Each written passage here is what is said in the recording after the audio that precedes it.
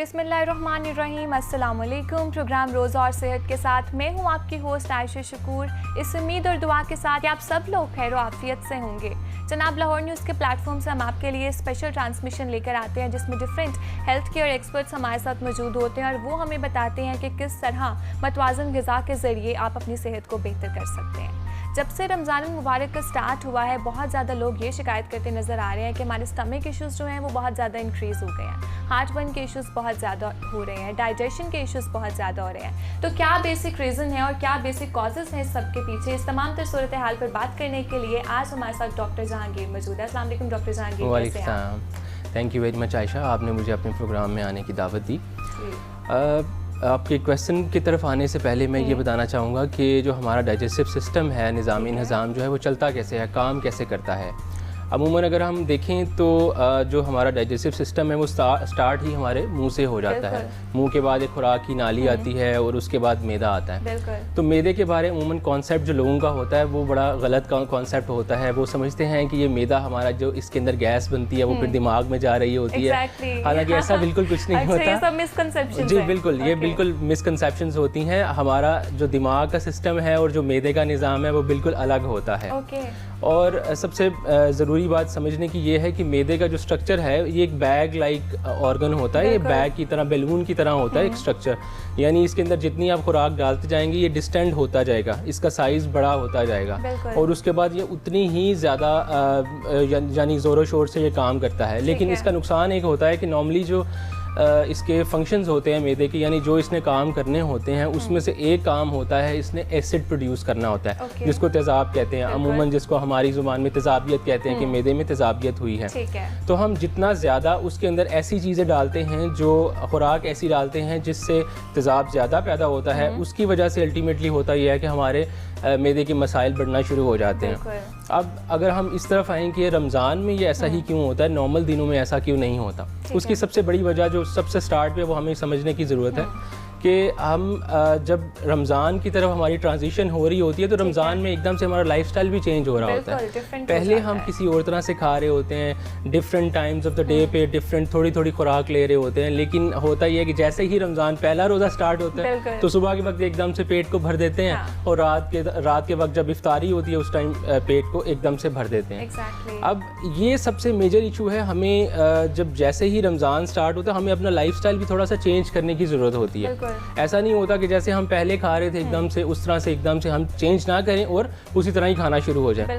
तो इसमें सबसे इम्पॉर्टेंट चीज़ यही होती है कि जब हम सुबह के वक्त उठते हैं, अमूमन होता यह है कि हमारी सोसाइटी में कि अज़ान का टाइम बहुत करीब होता है, यानी सहर का टाइम खत्म हो रहा होता है, तो उससे थोड़ी देर पहले उठेंगे और फौरी तौर पे खाना शुरू कर देंगे। स्टफिंग स्टार्ट हो जाती है, हम पराठे खा रहे होते हैं, साथ ही चाय, साथ ही योगर्ट, वो मिक्स एंड मैच हो रहा होता है। बिल्कुल। अब उसमें तरीकाकार ये होता है कि जब इंसान सो रहा होता है तो एसिड प्रोडक्शन थोड़ी सी चल रही होती है। यानी ओवर द नाइट भी जब आप सो रहे होते हैं तो कुछ थोड़ा बहुत तेज़ाब स्टमक के अंदर पैदा हो रहा होता है ऑलरेडी।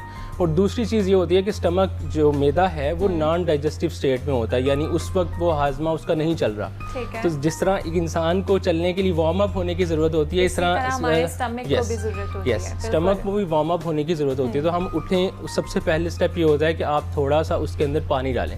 पानी की रीज़न ये है कि जैसे ही आप 1 से 2 ग्लास पानी पियेंगे तो उससे जो ऑलरेडी एसिड पड़ा हुआ है वो फ्लश हो जाएगा।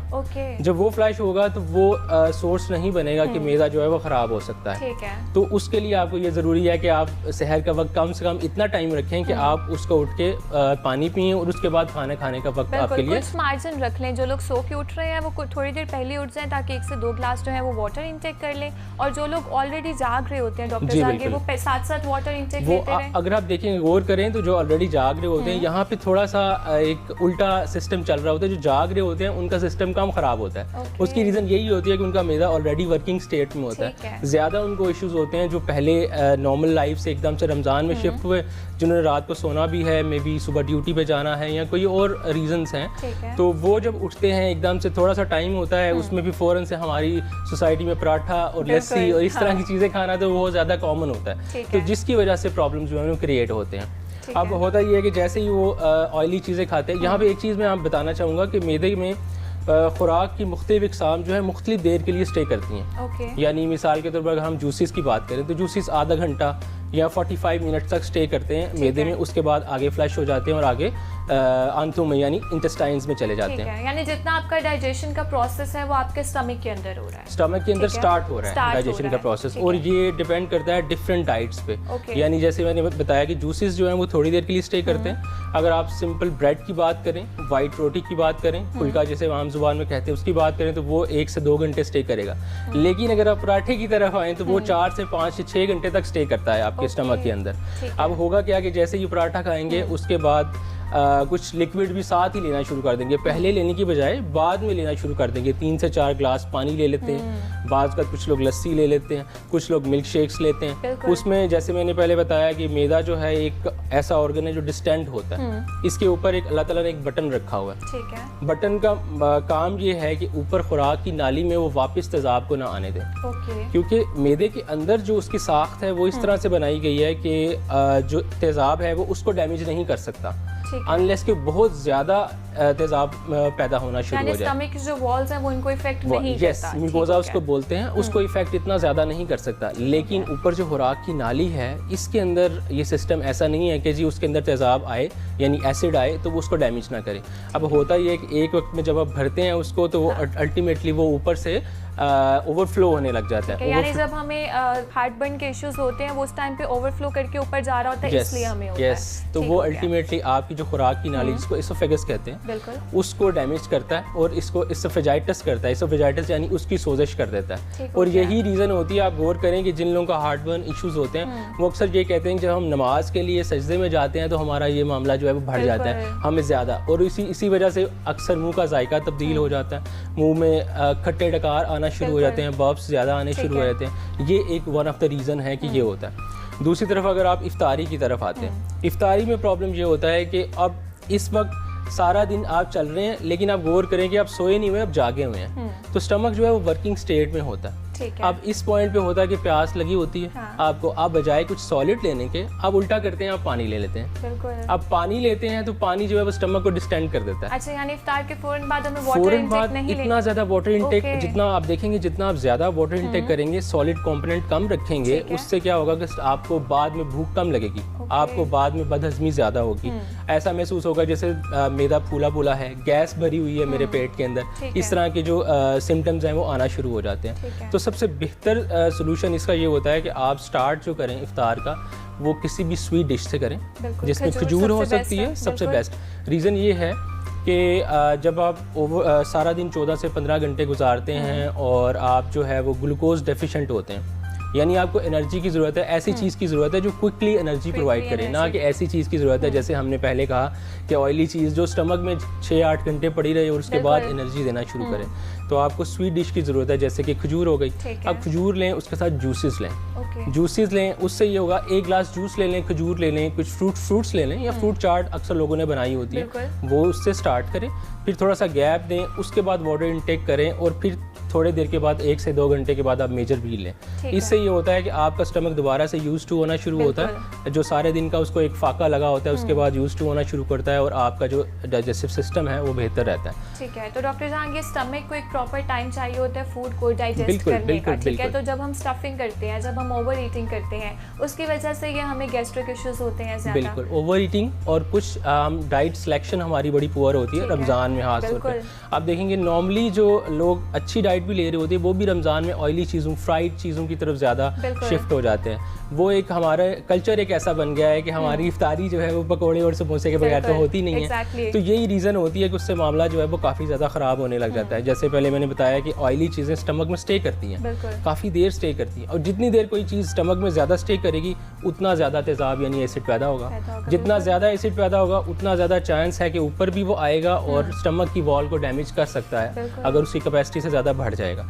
तो ये इश्यूज पर्सनल एक्सपीरियंस में शेयर करती हूँ। 2-3 दिन पहले मेरे साथ भी ऐसा ही हुआ है कि मैंने सहरी कर ली और मैं नमाज पढ़ रही हूँ, जैसे मैं सजदे में गई हूँ मुझे पेन स्टार्ट हो गया, हार्ट पेन स्टार्ट हो गया। अब उस टाइम पे रोजे की हालत में थे, मुझे समझ भी नहीं आ रही थी, बट वो 20 मिनट्स तक मुझे रहा है और उसके बाद जाके वो ठीक हुआ है। तो अगर इस तरह रोजे की हालत में ऑब्वियसली पहले हमें डाइट बेहतर करनी चाहिए, लेकिन उस टाइम पे तो we can't do anything. Yes, उस टाइम पे ये है कि आपको डेफिनेटली इफ्तार तक वेट करना पड़ेगा, लेकिन उसमें ये होता है कि आप इसको बेहतर कैसे कर सकते हैं। उसमें 2-3 चीज़ें होती हैं। डिस्पाइट ऑफ कि आप ड्रग्स ना यूज़ करें, आप सिर्फ इस चीज़ों की तरफ चाहें कि लाइफस्टाइल लाइफस्टाइल चेंजेस कैसे करने हैं। उसमें सबसे इंपॉर्टेंट चीज़ जो है वो ये है कि आप अगर आपको ये इशू स्टार्ट हो गया है तो उसके बाद जैसे मैंने पहले बताया कि स्टमक से वापस एसिड ऊपर आता है, तो वो आप काम वो ना करें जिससे स्टमक का एसिड ज़्यादा प्रोड्यूस हो। आप खाने की मिकदार कम कर लेते हैं। कुछ 1 से 2 दिन के लिए आप ऐसा करते हैं कि स्टमक में खाना कम डालते हैं, एक टाइम पे फूड कम लेते हैं, स्टफिंग नहीं करते जैसे आपने कहा। उससे ये होता है कि स्टमक की प्रोडक्शन एसिड की प्रोडक्शन स्टमक में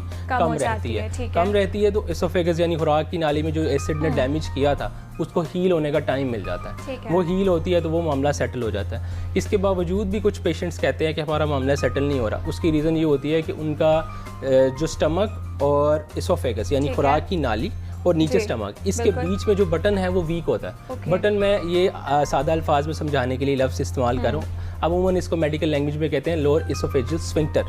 वो वीक होता है। उसकी वजह से क्या होता है कि नॉर्मली भी जब वो सोते हैं रात को तो जो एसिड है वो थोड़ा ऊपर फ्लक्स होता रहता है, रिफ्लक्स होता रहता है। तो उसको रिफ्लक्स एसोफेजाइटिस कहते हैं। उसमें फिर एक बड़ा एक देसी तरीका आप कह सकते हैं या हमारी एक्सपीरियंस बेस ये चीज़ है कि हम कहते हैं कि जो आपका हेड साइड है, अपनी जो आपकी जिस बेड पे आप सो रहे हैं, चारपाई पे सो रहे हैं, जो हेड साइड है उसको थोड़ा सा एलिवेट करें, थोड़ा सा उठाएं और इतना उठाएं कि 3 से 4 इंच तक आप उठा लें। वो ब्लॉक्स रख सकते हैं, कुछ लोग जो अफोर्ड नहीं कर सकते ब्लॉक्स वो ईंटें रख लेते हैं छोटी, सादा अल्फाज में अगर बताएं तो। उससे ये होता है कि ओवर द नाइट जो एसिड है वो ऊपर आने की बजाय नीचे की तरफ प्रेशर रहता है। ठीक है, यानी अगर आपका ये नॉर्मल बेड है, आप इस साइड से उसका जो है वो जो हेड साइड है जिस तरफ हम सर रखते हैं अपना, अगर वो हम थोड़ा सा एलिवेट कर लें, थोड़ा सा उठा लें।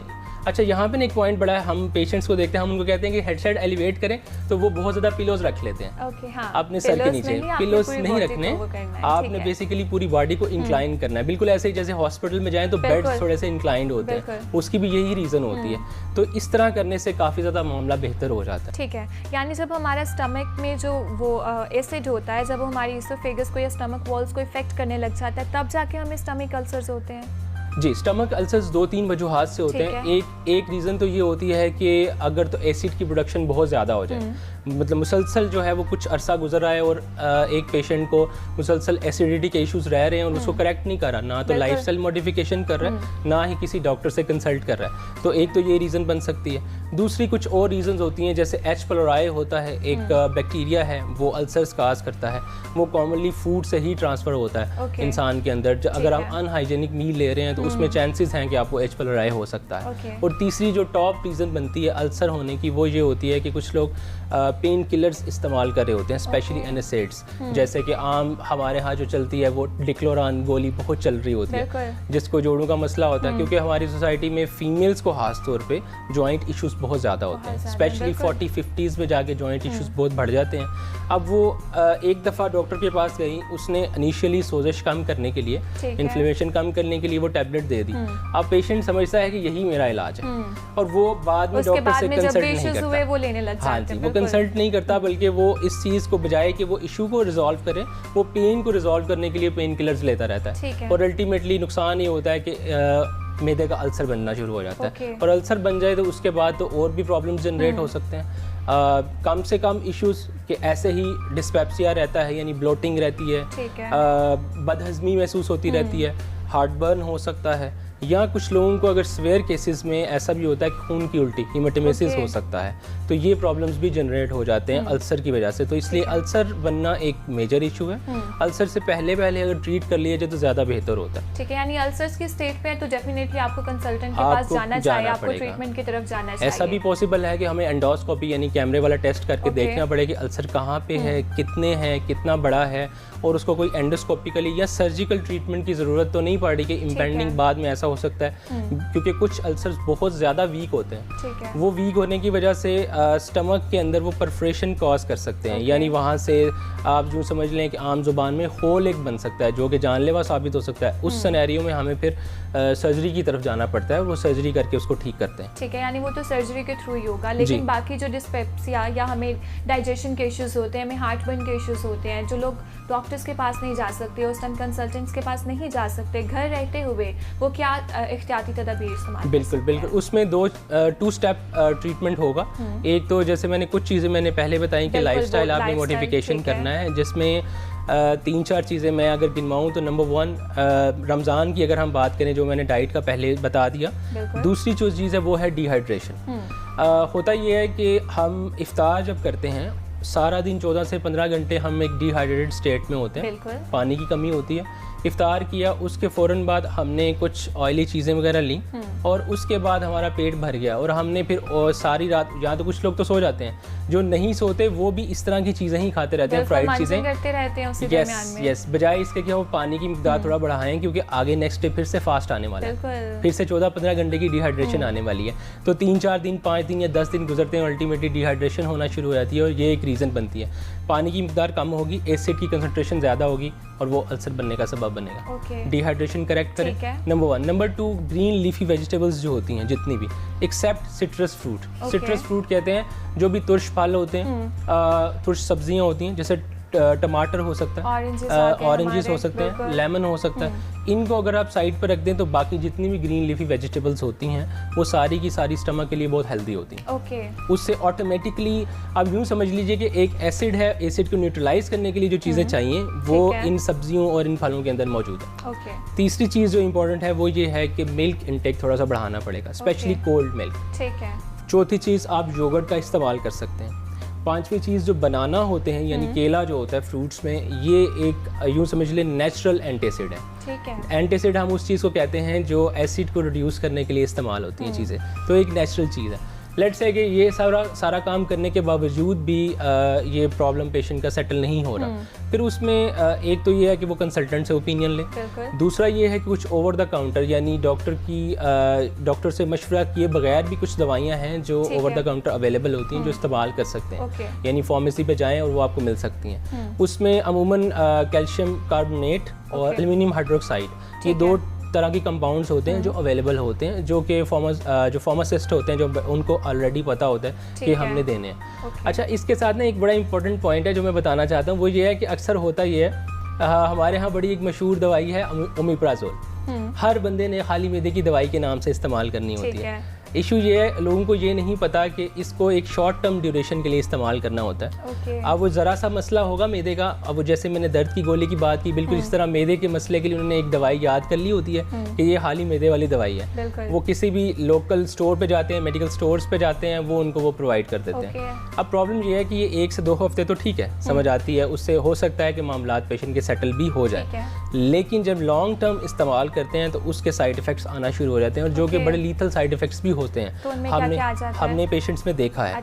अच्छा, उनमें जो कॉमन चीज़ें, एक लंबे अरसे के लिए जो ये पेशेंट इस्तेमाल कर रहे होते हैं ना, वो कहते हैं हमें अक्सर थकावट रहने लग गई है। अच्छा। वो थकावट की रीज़न ये होती है कि उनकी विटामिन B12 और आयरन जो है और मैग्नीशियम, ये कुछ कंपाउंड्स होते हैं बॉडी में जो इंसान को तवानाई और इंसान को एक्टिव रखते हैं। ठीक है। और उनकी असाबी कमज़ोरी को बेहतर करते हैं। अब उनकी आंतड़ियों से अब्जॉर्प्शन यानी इंटेस्टाइन से अब्जॉर्प्शन जज़ब ही नहीं होती, क्योंकि वो जो दवाई हाली मैदे के लिए मुसलसल लेते जा रहे हैं वो उसकी अब्जॉर्प्शन को इफेक्ट कर रही है। तो अल्टीमेटली होता क्या कि थकावट शुरू होने लग गई है जी।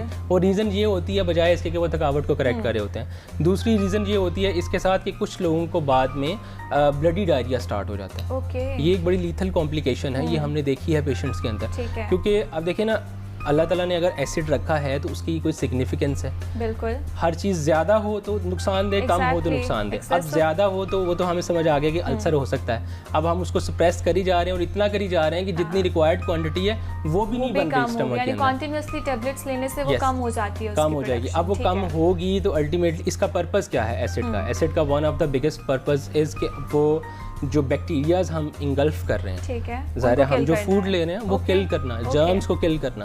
अब एसिड नहीं होगा तो जर्म्स किल नहीं होंगे। जर्म्स जब किल नहीं होंगे तो अल्टीमेटली वो इंटेस्टाइन में जाके फिर एंट्राइटिस यानी आंतड़ियों की सोजिश करना शुरू कर देते हैं। आंतों की जब सोजिश होती है तो उसके साथ ब्लडी डायरिया भी हो सकता है, सिंपल डायरिया भी हो सकता है, और बाज़ औक़ात सूडोमेम्ब्रेनस कोलाइटिस। सूडोमेम्ब्रेनस कोलाइटिस एक ऐसी कंडीशन है जो कि लीथल भी साबित हो जाती है, क्योंकि उसके साथ आंतों की सोजिश इतनी ज़्यादा होती है कि बाज़ औक़ात उसके अंदर भी होल बन जाता है, परफोरेशन हो जाती है, तो वो भी एक सर्जिकल इमरजेंसी हो जाती है। कॉन्टिन्यूस मेडिकेशन जो है it is going to be harmful for your health. इसके लिए सबसे ज़्यादा बेनिफिशियल यही है कि डॉक्टर जहांगीर ने जो भी ज़बरदस्त किस्म के हमें नेचुरल नेचुरल प्रोडक्ट्स बताई हैं उनका इंटेक हम ज़्यादा कर लें, दूध इंटेक ज़्यादा कर लें, बनानास खाएं, हेल्दी ग्रीन लीफी वेजिटेबल्स का इंटेक जो है वो ज़्यादा कर लें, तो हमारे तमाम तर इश्यूज़ जो हैं हम उनको रिजॉल्व कर सकते हैं। Thank you so much doctor Jahangir for giving us your time, it was lovely talking to you. Viewers, इसी के साथ साथ रोज़ा और सेहत से मुझे दीजिए इजाज़त। अल्लाह हाफिज़।